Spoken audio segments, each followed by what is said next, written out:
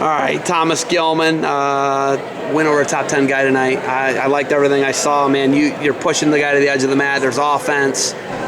Beating a top 10 guy up the way you did tonight. How did it feel coming out? Good weight cut, good trip for you, and how'd you feel here in Edinboro?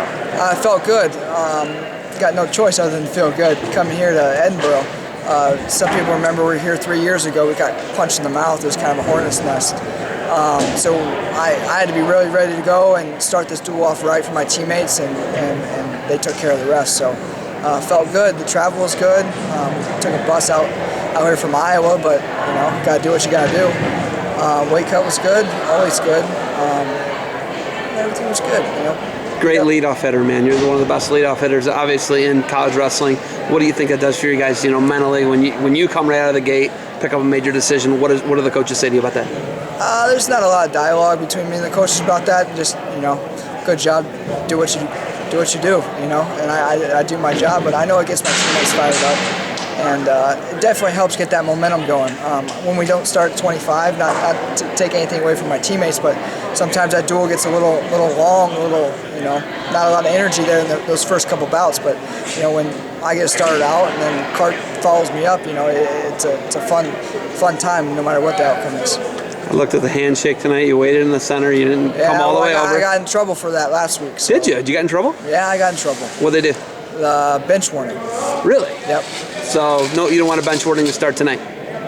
This is the national duels, and if you remember a few years ago, I got in trouble national duels. Okay. So I'm minding my P's and Q's. Minding your P's and Q's. First off, I started the hashtag, you know, Villain Gilman. I love it. Well, he's still around. Villain Gilman, is he still there? We might see him in St. Louis? Oh yeah, but nothing too crazy, you know, because you know I'm drawing attention to myself, and refs are watching, and other coaches are watching, and I don't do anything that's like harmful to anybody, you know. Not since the slam at national duels a few years ago, but I don't harm anybody. It's just mental harm and psychological warfare, you know, and people can't handle that. How fired up do you get, man? I get fired up seeing it, but how fired up are you? I'm pretty fired up right now just talking about it.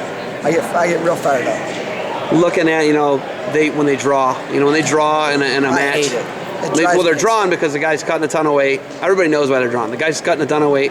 You cut your weight right. Everybody cuts a lot of weight. Everybody cuts a lot of weight, but you've got the 1 hour down. This is, you know what I mean? Your final go around, right? Yep. So when you look at that, they draw. You know, I know you get fired up and you get mad, but do you also take it as I'm pretty good and they're doing this to avoid me? Yeah, I take it personal. You know, really, what's the difference between a 1 hour weigh-in and an hour 30 weigh-in?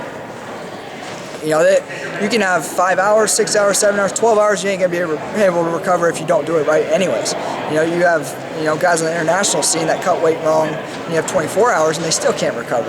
You know, how much time do you guys want? All right, man. You're cutting me off here. You got anything else for me? That's all I got. Hey, thanks for the time. Good luck. See you in St. Louis.